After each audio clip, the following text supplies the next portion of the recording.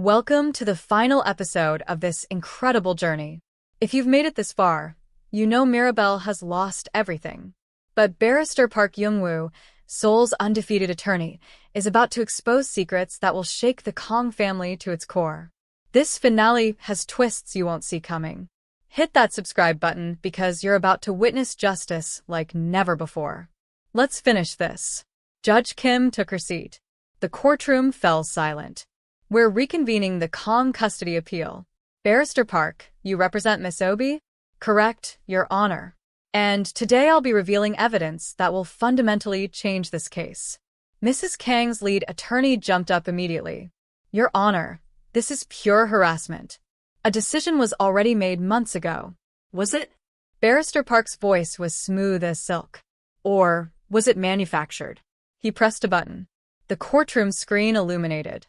Your Honor, Miss Obi spent 6 months in Manchester in 2018. She couldn't prove she was in a domestic violence shelter because those facilities protect their residents by design. But I can prove who put her there. The screen showed a photograph of a man. This is David Chen. He was Miss Obi's abuser during that period. And these, he clicked again, showing bank records, are wire transfers totaling £20,000. From a Kang family offshore account to Mr. Chen. Dated March 2018. The courtroom erupted. Mrs. Kang's face drained of all color. Your Honor, that's purely coincidental, her attorney protested. Coincidental? Barrister Park smiled coldly. Let me show you more coincidences then. New documents filled the screen. Every single time Miss Obi relocated, anonymous complaints were filed against her with landlords. Every job she secured, someone called her employers with false accusations of theft, drug use, violence. All of it lies. He turned to face the courtroom. These complaints were filed by this man, Park Sun-ho, a private investigator. And here are his invoices. Paid by Mrs. Kang, dating back 9 years. The silence was deafening. You've been hunting this woman for nearly a decade, Barrister Park said directly to Mrs. Kang. Systematically destroying her life piece by piece, creating the exact instability you then used as evidence to steal her child. Judge Kim leaned forward, her expression serious. Mrs. Kang, do you wish to respond to these allegations? Mrs. Kang stood, her voice like ice, trying to maintain control. A mother has every right to protect her family from what exactly? Barrister Park interrupted. From a woman who loved your son?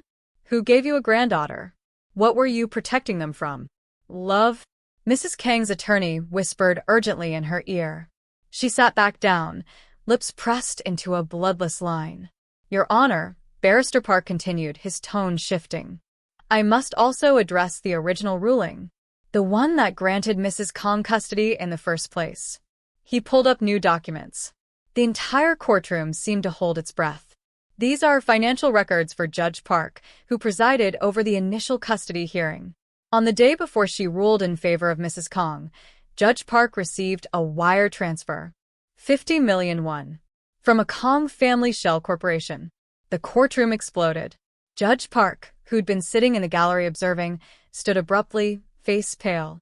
Judge Park, Judge Kim's voice cut through the chaos. Please remain seated. Bailiff, ensure Judge Park doesn't leave this courtroom. 2 court officers moved to block the exits. Your Honor, this is outrageous, Mrs. Kang's attorney was shouting.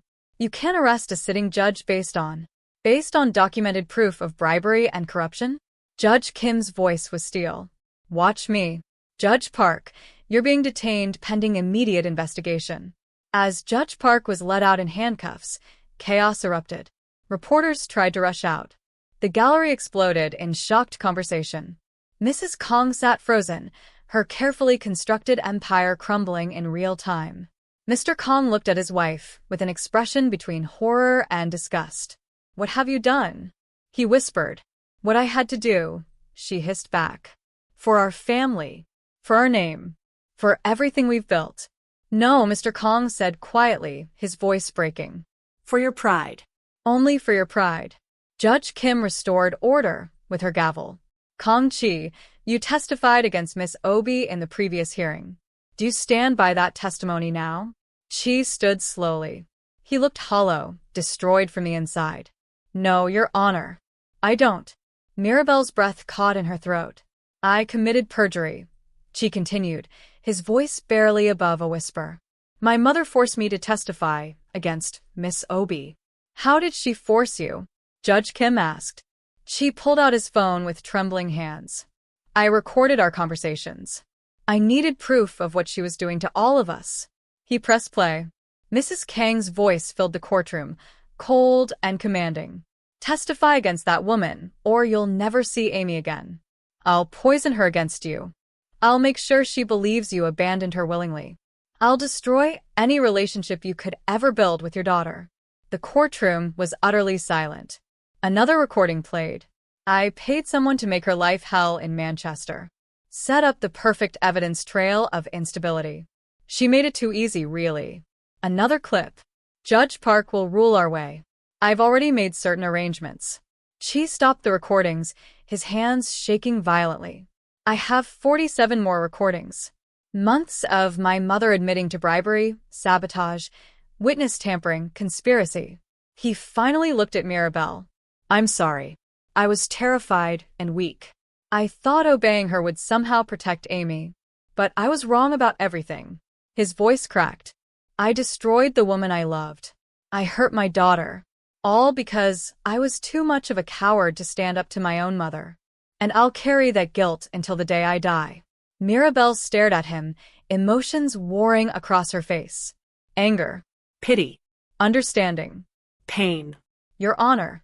She turned back to the judge. I'm prepared to testify to everything. Every crime my mother committed. The bribes.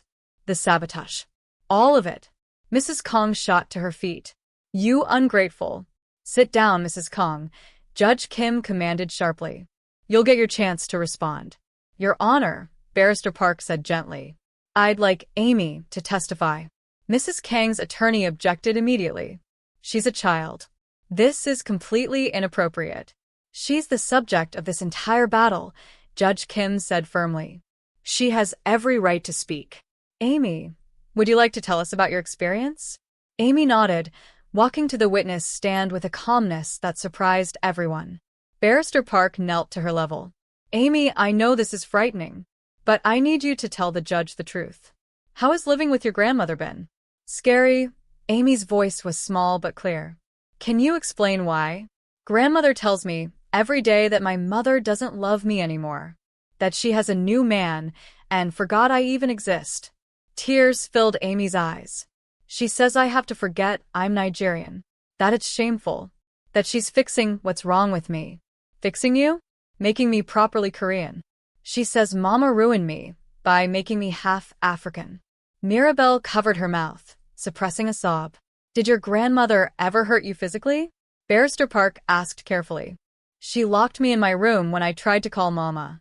She burned my Nigerian clothes, the ones Mama made me with her own hands. She said they were garbage.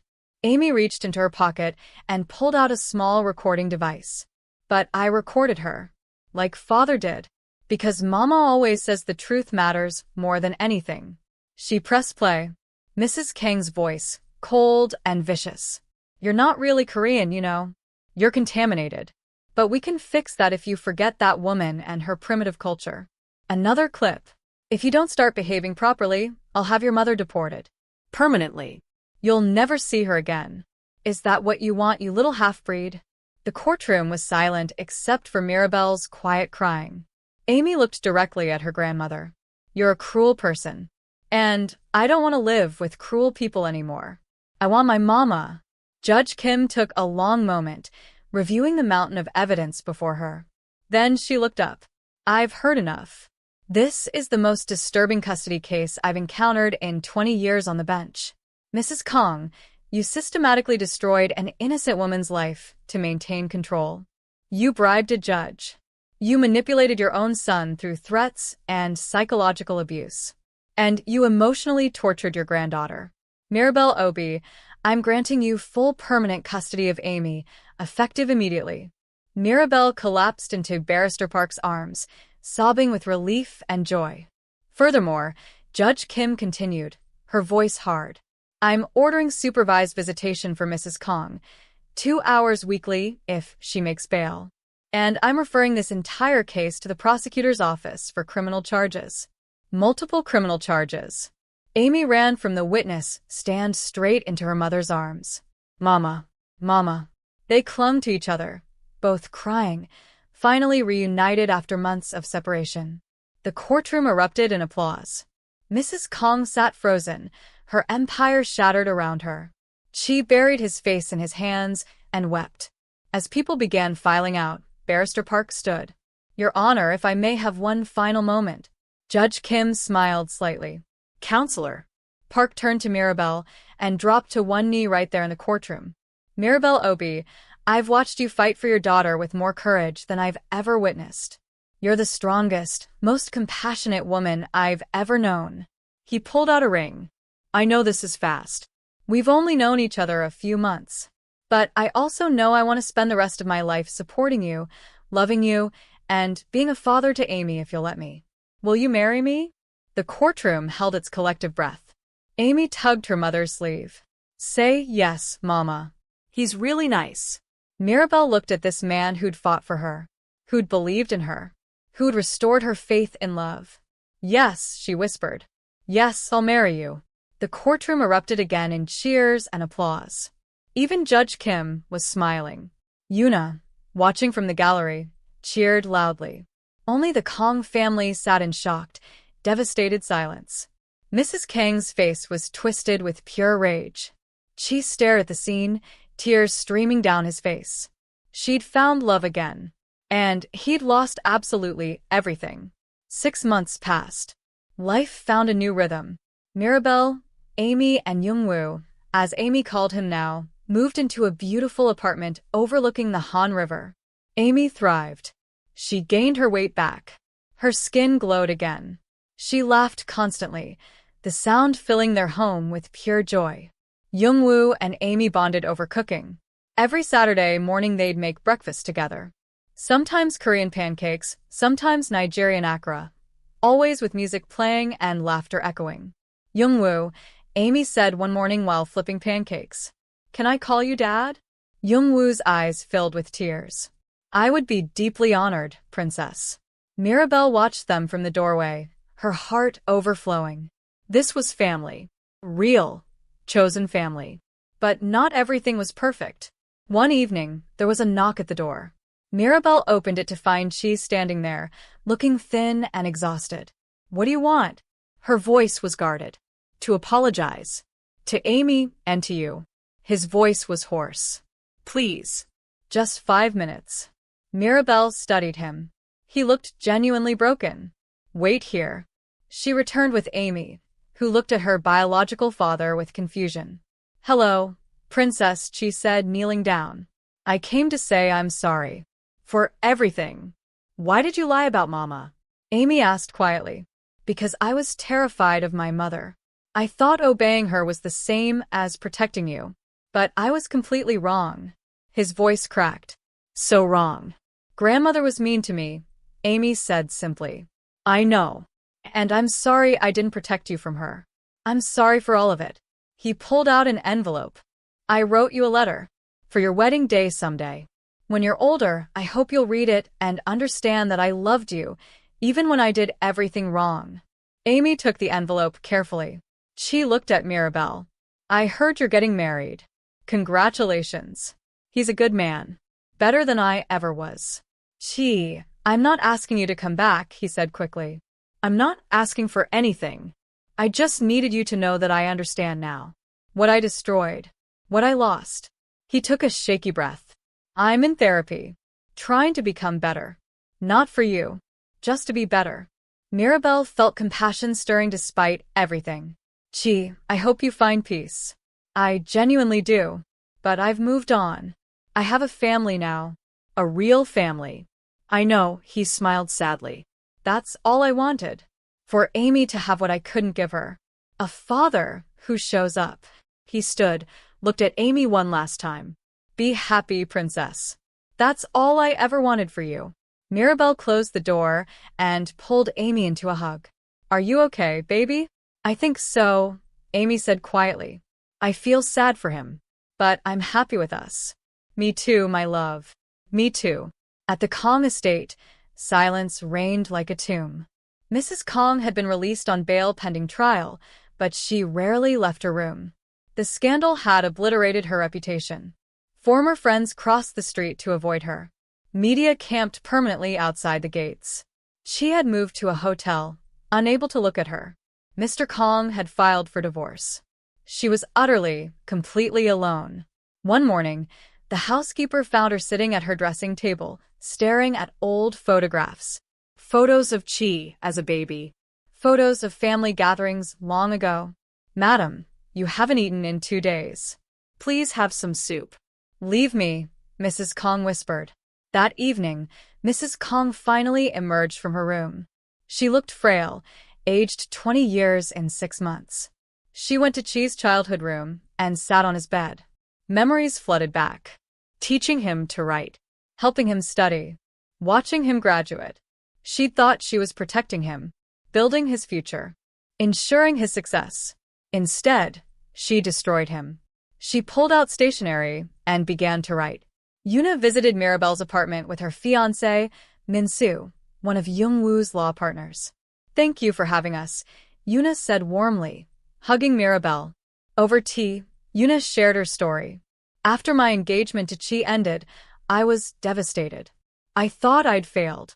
But then Young-woo introduced me to Min-soo, and she smiled at her fiancé. I realized arranged marriages were never going to make me happy. Helping you helped me understand I deserve real love. There's something else. Yuna's face grew serious. I visited Mrs. Kang yesterday. You what? Mirabel was shocked. I needed closure. I needed to tell her what she did to me. To you. To Chi, to all of us. Yuna's voice was steady. She didn't apologize. But Mirabel, I saw her. She's destroyed. Completely destroyed.